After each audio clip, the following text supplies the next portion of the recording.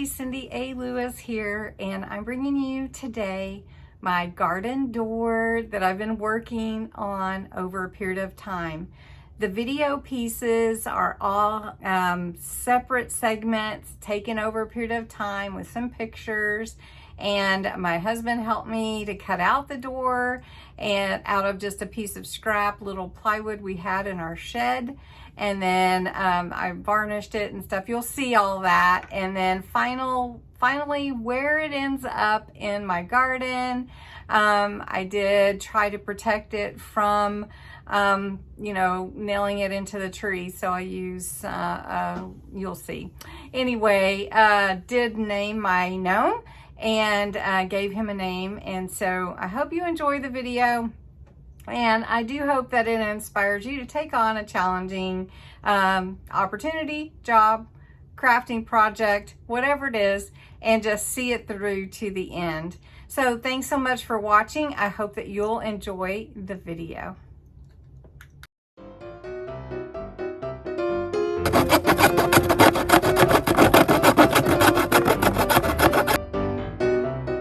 So if you saw any of my other videos, you can see that my plants have grown quite a lot. They look beautiful. They're just filling up this pergola garden, making it gorgeous. So right along this path here is where my door is going to go. I'm actually going to put some little steel stakes in it so that I don't have to drill into the tree or anything. I just want to set it in the ground between that one stone in the path in front of the tree. So once you get your door cut out, and I'll show you, basically I took a piece of regular copy paper, folded it in half, and cut an arch. And that's kind of how I traced onto this design for our cut. And then I'm just going to sand down these edges. I want it to be as smooth as possible. And I'm not looking for a perfect door. I'm just looking for a cute door, right?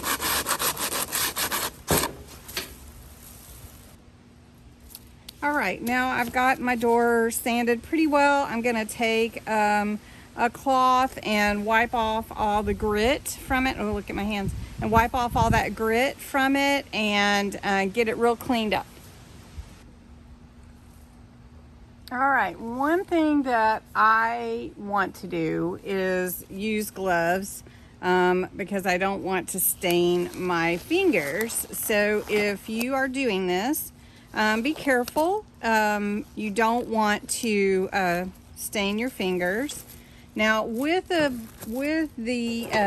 wood stain, you're going to want to go in the direction of the grain, and I'm going to actually turn my door sideways, and I do have my table covered here, and I'm going to lightly apply it. You can apply more than one coat of it. You need to let it dry several hours. So what I want to do is actually use some paper towels to put it on, let it dry, and then I'm going to come back and take some paper towels to take off the excess.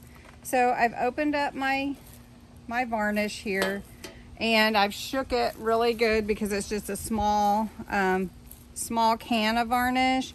And I'm just going to put some on my paper towel and wipe it on. And I want to make sure I have some good coverage on here. I decided not to use a paint brush just because I wanted to do it this way and just get it on here. So one thing that you want to do when you're applying varnish to a piece of wood, or stain I mean, is you want to let it set for a good few minutes and then take all the excess off. Now one thing that I'm doing here is I do want it on the sides. So I am going to put it over the edges so that my door looks finished, but I am not going to put it on the back of my door because no one's going to see the back. So I'm going to just finish this and set it to dry. Now be careful not to get it on your clothing. If you have on something that doesn't matter, that's okay.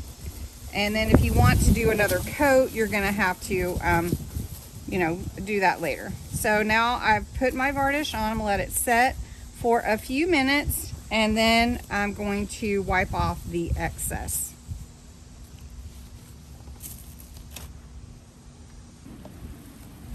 All right, one thing about stain is you do want to take the excess off in the same way that you put it on, going with the grain. Don't want the excess to dry on your wood piece, whatever that is. So for me, it's this little door, and I think it's going to look amazing, you guys. Look at that, it's so cute. All right. So I'm going to let this set, and then we'll put the varnish on it. Now this needs to completely dry before I can put the varnish on it. But look at that. That is beautiful. Now on your piece, oh, I didn't do the bottom. On your piece, if you decided you wanted to do a darker, you would let this dry for several hours, whatever your directions are on your can, and then go through the same process.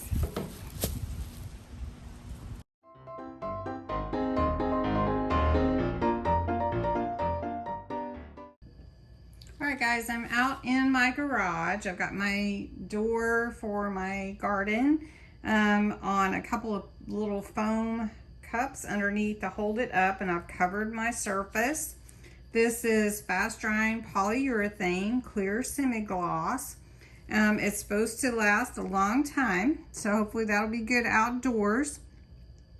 And my surface is dry. I let it dry really well, and I'm supposed to apply a thin coat over the door, and then I have to let it set for 24 hours before I can apply another coat.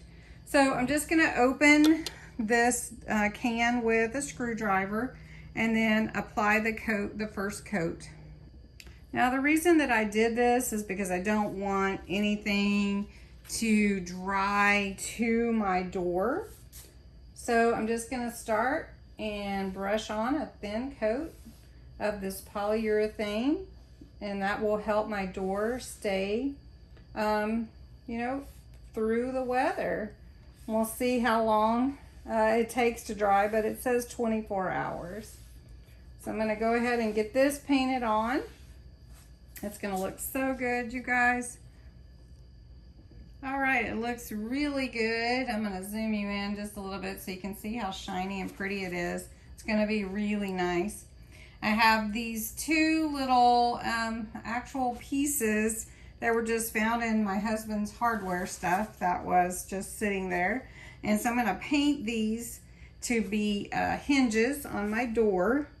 And then he's cutting my doorknob to fit. We found a wire stake, like from a real estate sign, that fits just right. And we're going to use that to put the door in the ground in front of the tree, so I don't have to screw into the tree. So we're going to let this dry overnight, and we'll keep working.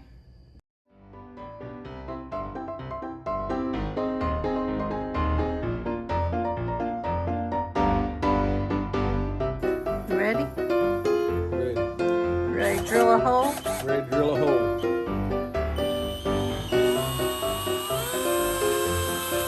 Committed.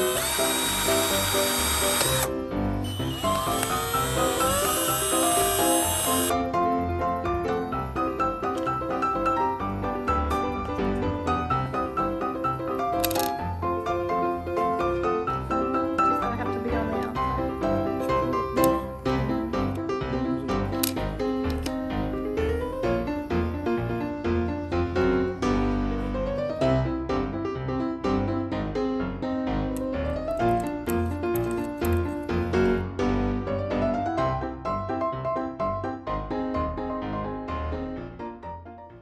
This has been a labor of love, I must say. So my Hobbit door for my garden is really ready to just burst with cuteness, I'm telling you. So this doorknob is on My husband helped me with, he had to find his drill bits. I could have done it, but. So I'm going to use some E6000 and a little hot glue to put on these two hinges that I painted. They're just some pieces of scrap that I had laying around. I don't even know what they were, but we filed them down and cut them to fit, and they're going to look cute. I'm going to see if I have some brads to go in here, so I'm going to check that real quick before we glue it down. All right, so I do have some little tiny brads that I'm going to glue in place. These are like Tim Holtz little vintage brads to use in your journaling. So I'm going to put those on these to make them look finished.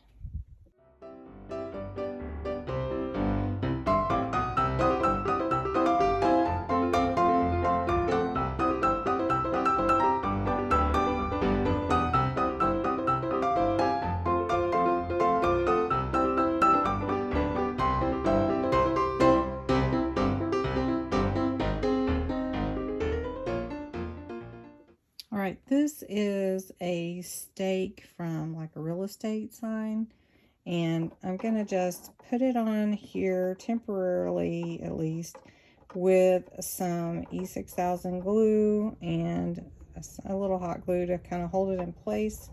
And I have a couple of clamps to kind of help hold it when I'm just not holding it. But this is so I don't have to put any holes in the tree, and until I can find some little metal latches to hold it in place. I don't know what they're called, and I'm gonna have to find them, but I've been waiting a long time to get this door up. So what I'm gonna do is I'm gonna put some E6000 on this metal bar at the bottom and on the bars where they're gonna go on the wood here, and then put a little bit of hot glue just to kind of help hold it in place.